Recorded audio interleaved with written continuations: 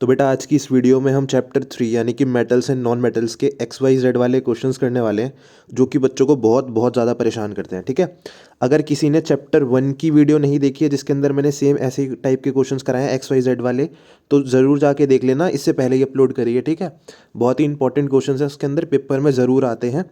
तो मैं चैप्टर 2 के भी लेके आऊँगा, मैंने चैप्टर 3 के इसीलिए बनाए हैं क्योंकि इसमें कम क्वेश्चन है और इम्पॉर्टेंट है, जल्दी कवर हो जाएंगे। 10 से 15 मिनट की वीडियो ही रखूँगा मैं, तो जल्दी हो जाएगा चैप्टर। ठीक है ना, इसीलिए चैप्टर 3 पहले करा रहा हूँ, इसके बाद चैप्टर 4 कराऊंगा, फिर मैं चैप्टर 2 कराऊंगा। ठीक है, क्योंकि चैप्टर 2 में ज़्यादा क्वेश्चन है। चलो स्टार्ट करते हैं। देखो पहला क्वेश्चन क्या है। A metal acts as a good reducing agent. It reduces Fe2O3 and MnO2. The reaction with Fe2O3 is used for welding broken railway tracks. Identify the metal and write all the chemical reaction. तो बेटा मेरे को यहाँ से समझ में आ रहा है, ये वाली जो इसने लाइन बोली कि वेल्डिंग ब्रोकन रेलवे को जोड़ने के लिए हम इसका यूज़ करते हैं, तो जहाँ तक मुझे याद आ रहा है ये तो थर्माइट रिएक्शन है। उसके अंदर ही क्या होता है, इसको और इसको हम रिड्यूस करते हैं एक मेटल से जो कि अच्छा रिड्यूसिंग एजेंट है। और वो मेटल क्या है, अगर आपको याद ना हो रहा तो मैं आपको बता देता हूँ, एल्यूमिनियम से ही करते हैं हम इसको और इसको रिड्यूस, है ना, ये आपको याद आ रहा है। और फिर जो बनता है उसको हम वेल्डिंग के पर्पस के लिए यूज़ करते हैं। तो मेटल बताना था तो हमने मेटल तो बता दिया, और रिएक्शन लिखनी थी, थर्माइट रिएक्शन ही लिखनी थी बेटा। तो देखो सॉल्यूशन भी प्रोवाइड करवा रखा है मैंने हर क्वेश्चन के बाद, जहाँ पे करेक्शन होगी वहाँ मैं बता दूंगा। ठीक है, तो ये रहा सॉल्यूशन, इसका बहुत सिंपल सा ही है। ठीक है, एल्यूमिनियम है, देखो ये रहा एल्यूमिनियम, ये तो ठीक है। रिएक्शन क्या थी, MnO2 की रिएक्शन थी एल्यूमिनियम के साथ, तो Mn अलग हो जाता है और एल्यूमिनियम ऑक्साइड बन जाता है, ये आपको याद रखना है। सेम आयरन के साथ भी होता है और लार्ज अमाउंट में हीट निकलती है। ठीक है, कैसे होता है मैं एक बार आपको लिख कर बता देता हूँ फटाफट। तो ये था Fe2O3 यानी कि फेरिक ऑक्साइड, एल्यूमिनियम के साथ रिएक्शन हुई, आयरन अलग हो गया और बाहर क्या बन गया, एल्यूमिनियम ऑक्साइड। ठीक है, Al2O3 बन जाता है। बस इसको बैलेंस करना है, बैलेंस करने के लिए आप यहाँ पे 2 लगा दो और यहाँ 2 लगा दो। ठीक है, अगल बगल वाले में 2 लगा दो यहाँ पे, सिंपल, और हीट निकलेगी। ऐसे ही मैंगनीज ऑक्साइड के साथ भी होती है रिएक्शन। ठीक है, इसमें बैलेंसिंग थोड़ी अलग तरीके की है, तो बैलेंसिंग ही करनी है, बस कंपाउंड सेम बनेगा। MnO2 लिया, देखो रब करके दिखाओ, ये MnO2 लिया, ये रहा एल्यूमिनियम, रिएक्ट करवाया, Mn अलग हो गया मैंगनीज, और बाहर क्या निकल गया, एल्यूमिनियम ऑक्साइड, और हीट तो निकलेगी निकलेगी। ठीक है, सिंपल ही था। चलो फटाफट से हम बढ़ते हैं नेक्स्ट क्वेश्चन पर।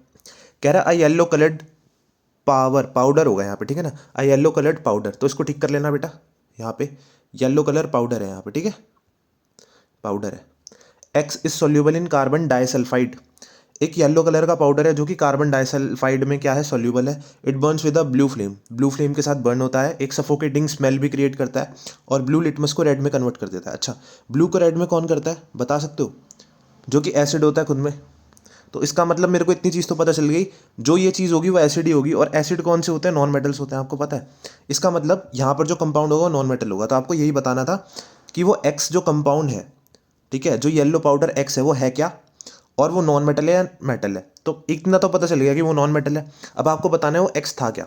तो देखो येलो कलर्ड पाउडर क्या होता है, सल्फर होता है। ठीक है ना, यही एक सफोकेटिंग स्मेल क्रिएट करता है, आपको पता ही है, एसिडिक भी है। ठीक है, तो सारी चीज़ें मैंने आपको बता दी, देख लो इसका सॉल्यूशन। तो एक्स क्या है बेटा, सल्फर है, और इसकी रिएक्शन बतानी थी। तो एस की O2 के साथ रिएक्शन होती है तो सल्फर डाइऑक्साइड बनती है, हो गया सिंपल। अगला क्वेश्चन देखो, an elements react with oxygen, एक एलिमेंट है जो ऑक्सीजन के साथ रिएक्ट करता है, to form an oxide which dissolve in dilute hydrochloric acid. ठीक है, the oxide formed also turns a solution red litmus to blue. अब यहाँ पे कह रहा है रेड को ब्लू में कर देता है, अगर रेड को ब्लू में कर रहा है तो इसका मतलब वो क्या है, बेस है, और बेस का मतलब वो एक मेटल है। चलो इतना तो पता चल गया। Is the element a metal और नॉन मेटल, तो मेटल है, इतना तो पता चल गया। Explain with the help of suitable example, example के थ्रू बताना है। ठीक है, चलो बताते हैं। देखो यहाँ पर क्या बोला था, इसने बोला था एक एलिमेंट है, एक एलिमेंट है जो ऑक्सीजन के साथ रिएक्ट करके ऑक्साइड बनाता है, जो कि HCl में क्या होता है, सोल्यूबल होता है। तो मेरे को जहाँ तक याद आ रहा है ये NaCl की ही बात कर रहा है। ठीक है, Na की ही बात कर रहा है, सोडियम की। तो Na जो है वो ऑक्सीजन के साथ रिएक्ट कर कर क्या बना लेता है, NaO2 बना लेता है। और ये जो NaO2 है, ये देखो ना, Na के साथ रिएक्ट करके, NaO2 के साथ रिएक्ट करके NaO2 बना लेता है, यानी कि सोडियम ऑक्साइड बना लेता है। और ये वाली रिएक्शन नहीं लिखनी बेटा इसके अंदर, ये क्यों लिखी है मेरे को समझ नहीं आया। पानी वाला, इसका तो कोई रोल ही नहीं है ना पानी का, इसको हटा दो सॉल्यूशन से, ये वाली आएगी। ठीक है ना, फिर ये जो है सोडियम ऑक्साइड, ये रिएक्ट करता है HCl के साथ। इसने बोला ना कि जो ऑक्साइड बनेगा वो HCl के अंदर सॉल्यूबल होगा, तो वही। तो फिर रिएक्शन क्या बन जाती है, बस फिर हमें क्या मिल जाता है, NaCl मिल जाता है, ठीक है। और वाटर तो निकलेगा ही बाहर, ठीक है, वाटर भी निकलेगा बाहर। इन्होंने वाटर नहीं लिखा तो आप लिख देना, ठीक है ना। NaCl और वाटर बाहर निकलेगा, याद रखना, ठीक है। करेक्शन भी मैंने आपको बता दिए, कर लेना, सिंपल है। यहाँ पर बस क्या लिख लेना, प्लस में वाटर, और बैलेंस कर देना, कहानी खत्म। चलो, royal water is prepared by mixing 2 acids A and B, ठीक है। It can dissolve gold and platinum, हमको पता है। It is highly corrosive and fuming, identify A and B। तो कह रहे हैं A और B है क्या, what is in the ratio, ये कौन से रेशियो में होते हैं ये बताना है। तो बेटा रॉयल वाटर क्या करता है, रॉयल वाटर जो है एक मिक्सचर है, किसका बताओ, HCl और HNO3 का है ना, निट्रिक एसिड और HCl का है, जो कि क्या करता है, गोल्ड और प्लेटिनम को क्या करता है, डिजोल्व कर लेता है, अपने अंदर घोल लेता है, ठीक है, याद रहेगा। चलो अब आपको बताना है कि है क्या, कौन से रेशियो में होता है, क्या फॉर्मूला होता है।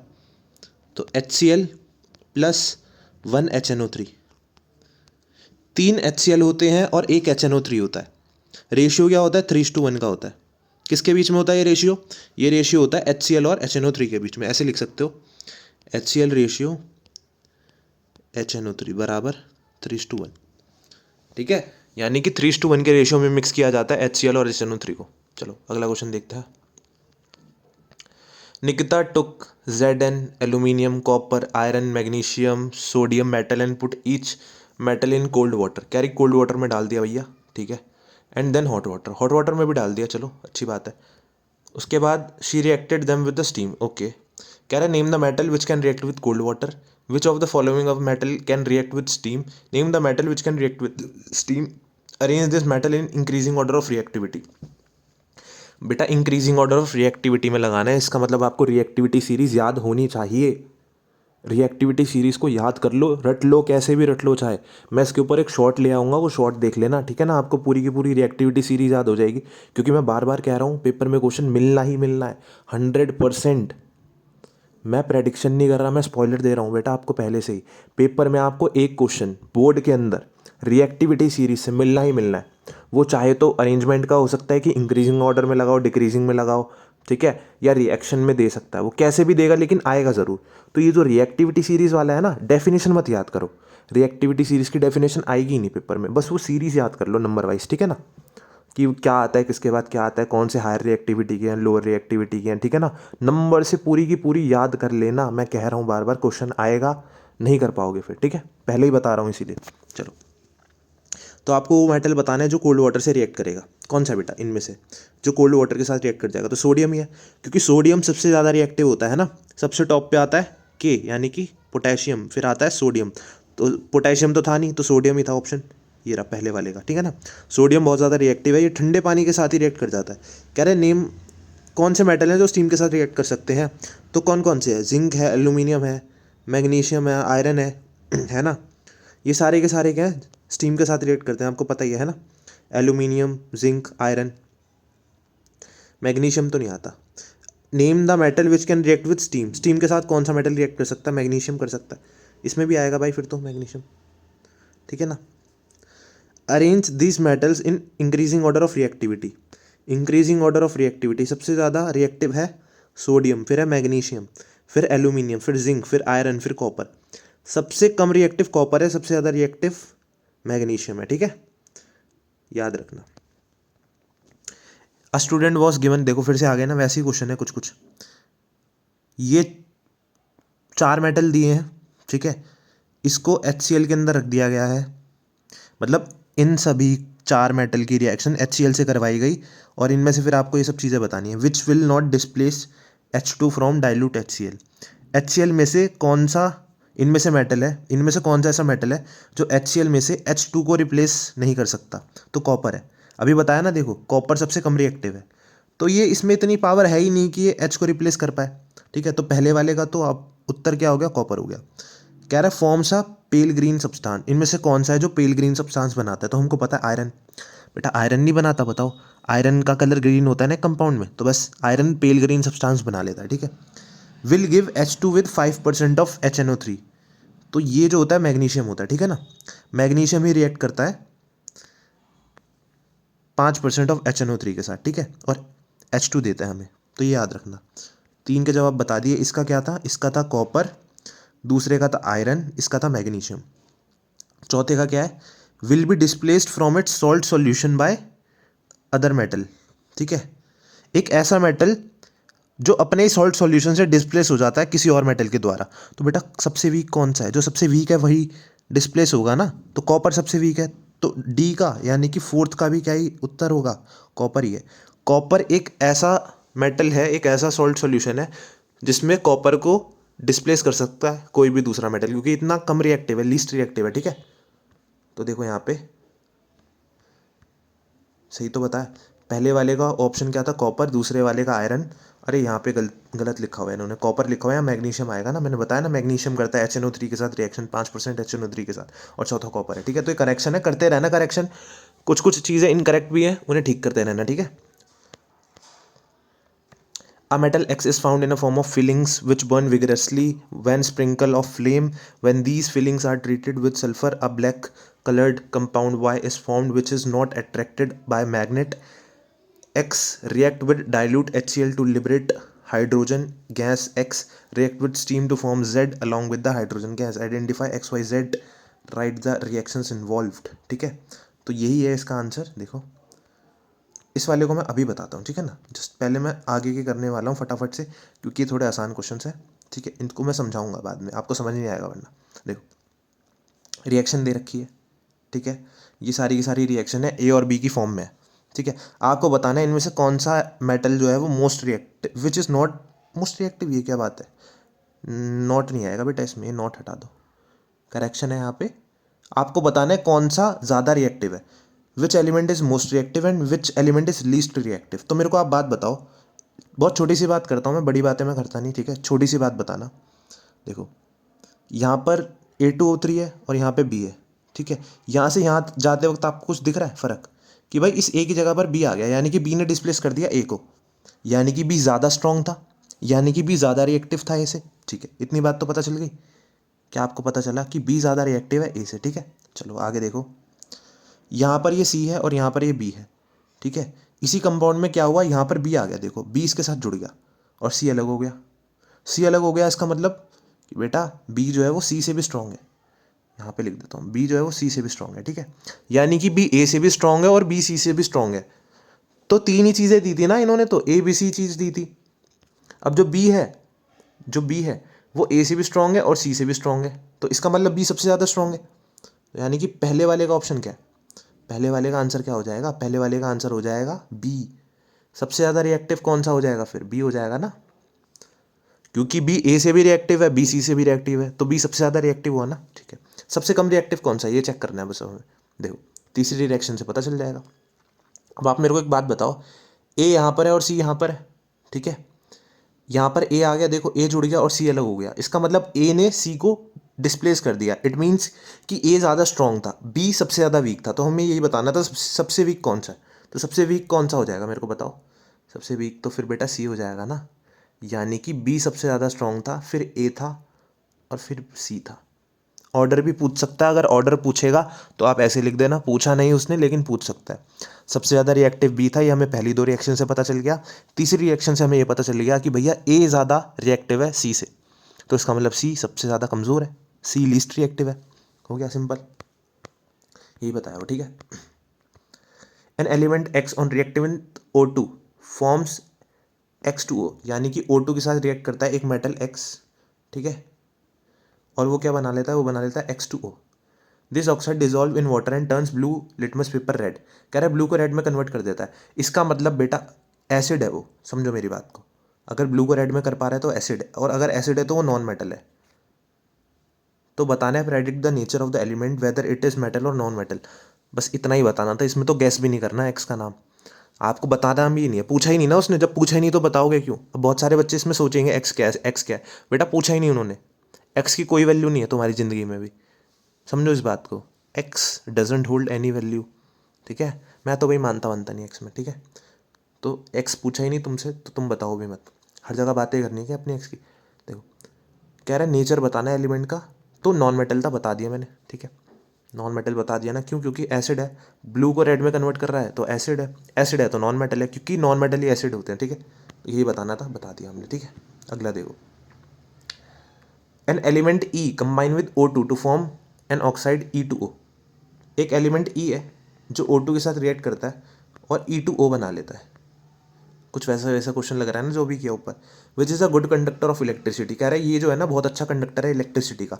How many electron will be present in the outer most shell of E, कह रहा है ई के आउटर मोस्ट शेल में कितने इलेक्ट्रॉन्स होंगे बेटा, ये बताना है, ठीक है, अच्छी बात है। दूसरा, right the formula of the compound formed when it combines with chlorine, और कह रहा है कि इसी का आपको फॉर्मूला बताना है जब ये क्लोरीन के साथ रिएक्ट करता है, ठीक है। तो चलो देखते हैं। अब आप मेरे को एक बात बताओ, ये जो इसके बाद दो आया, ये तो कहाँ से आया है, ये तो ऑक्सीजन से आया ना बेटा। देखो मेरी बात सुनो, आप मेरे को एक बहुत छोटी सी बात बताना, ठीक है, बड़ी बातें मैं करता नहीं, आपको पता ही है। इसका साइज छोटा कर देते हैं पहले हम थोड़ा सा। देखो मानो यहाँ पे Na है, और छोटा करूँ क्या, और छोटा कर देता हूँ, तुम कह रहे हो तो और छोटा कर देता हूँ। देखो मान लो यहाँ पर सोडियम है, सोडियम की वैलेंसी होती है 1, ऑक्सीजन है, ऑक्सीजन की होती है 2, मैंने क्रॉस किया, कंपाउंड बना N2O, ठीक है। अब ये कह रहा है, अब ये क्या बात कह रहा है, देखो कह रहा है एक ई कंपाउंड है, एक ई एलिमेंट है जो ऑक्सीजन के साथ रिएक्ट करता है, ठीक है, और क्या कंपाउंड बनाता है, E2O। नहीं लग रहा सेम से, देखो यहाँ पे सोडियम एल, एक एलिमेंट है ई, ओ के साथ रिएक्ट किया है, ओ के साथ रिएक्ट करा और ये सेम बना, सेम बना। इसका मतलब ये जो ई है इसके पास कितने इलेक्ट्रॉन होंगे आखिरी शेल में, बेटा जितनी इसकी वैलेंसी उतने इलेक्ट्रॉन होंगे, समझो, नहीं समझे। देखो इतना तो समझ में आ गया ना ये कैसे बना। अब आप मेरे को एक बात बताओ, इन्होंने क्या बोला, इन्होंने बोला कि E2O बनता है, E2O कैसे बना होगा, कैसे बना होगा, इसको देखो ये कैसे बना, ऐसे बना, तो ऐसे ही बना होगा ना, यहाँ पे ई होगा, यहाँ पे ऑक्सीजन होगा, ऑक्सीजन की 2 होगी, इसकी 1 होगी, तभी क्रॉस करके ये बना होगा E2O। इसका मतलब जो ई एलिमेंट था उसके आखिरी सेल में कितने इलेक्ट्रॉन थे बेटा, एक ही था, एक, समझते हो, एक। चलो कह रहा है इसका फॉर्मूला लिखना है जब ये क्लोरीन के साथ रिएक्ट करता है, चलो लिख देंगे, बड़ी बात है क्या कोई, छोटी बात ही करता हूँ मैं, आपको पता ही है। देखो ये था ई, इसकी वैलेंसी आपको पता चल गई 1 है, ठीक है, और ये था क्लोरीन, आपको क्लोरीन की भी पता 1 होती है, क्रॉस कर दिया, क्या बन गया, ECl। बस यही फॉर्मूला लिखना था कंपाउंड का, बोलो मुश्किल था क्या, ये देखो, बस इन्होंने इसको थोड़ा आंसर कैसे लिखना है उस तरीके से रिप्रेजेंट कर दिया, तो आप एक बार रीड कर लेना, बाकी जो बताया वही है, ठीक है ना। जब इस आंसर को पढ़ोगे तो साइड में ना जैसे जिस तरीके से मैंने बताया वो तरीका भी लिख लेना, वो थोड़ा आसान है, बस ये लिखने का तरीका है कि आपको लिखना कैसे, ठीक है। अब एक क्वेश्चन हमने छोड़ दिया था, एक बार ये देख लेते हैं फटाफट से, ठीक है, आयरन वाला, वैसे वो इंपॉर्टेंट है नहीं, वो पेपर में पूछा नहीं जाएगा, ठीक है, बट मैं फिर भी आपको बता देता हूँ अगर आप चाहते हो तो इसमें आपको रिएक्शन बतानी है, ठीक है। एक मेटल है X जो कि फिलिंग्स की फॉर्म में पाया जाता है, तो वो बेटा आयरन ही है, इतना तो मेरे को पता चल गया, वो आयरन ही है, ठीक है, इसमें कोई दिक्कत नहीं है, आयरन ही है, ठीक है। कह रहा है when this filling is treated with sulphur, कह रहा है जब इस फिलिंग को हम सल्फर के साथ ट्रीट करते हैं, सल्फर के साथ, देख रहे हो, तो एक ब्लैक कलर का कंपाउंड बनता है जिसको हम वाई कहते हैं, ठीक है। चलो जो कि मैग्नेट से अट्रैक्ट नहीं होता, तो मेरे को इतना तो पता चल गया जो एक्स है वो आयरन है, और इसको जब हम सल्फर के साथ रिएक्ट करवाते हैं तो एक ब्लैक कलर का कंपाउंड बनता है, कैसा बनता है, ब्लैक कलर का, काला, जिसको हमने वाई बोल दिया, तो क्या बनेगा बेटा बता सकते हो, Fe2S बनेगा, ठीक है। कैसे बना, ये आयरन है, इसकी 1 है, सल्फर है, इसकी 2 है, क्रॉस किया, Fe2S बन गया, ठीक है। नहीं नहीं, आयरन की भी तो 2 होती है बेटा, इसकी भी तो 2 होती है, यही तो चेक कर रहा था मैं, जब 2 होती है तो कट ही जाएगा ना, फिर FeS बनेगा ना, तो यहाँ पर FeS बनेगा, ठीक है, याद रखना, FeS, ठीक है। चलो आगे, इसके बाद क्या बोला है इसने, X react with dilute HCl to liberate hydrogen gas, X react with steam to form Z along with hydrogen gas, identify XYZ। तो हमें X पता चल गया, इसकी कोई वैल्यू थी नहीं फिर भी हमने बता दिया, Y पता चल गया, अब Z बताना है, तो Z कैसे बताएंगे, देखो जेड कब बन रहा है, जब ये स्टीम के साथ रिएक्ट करता है तो हाइड्रोजन गैस बनती है, ठीक है। तो बस इसको करवा दो, देखो HCl के साथ रिएक्शन करवाई थी ये बना था, और स्टीम के साथ वाटर के साथ ऐसे रिएक्शन कराओगे तो ये बन जाएगा, ठीक है।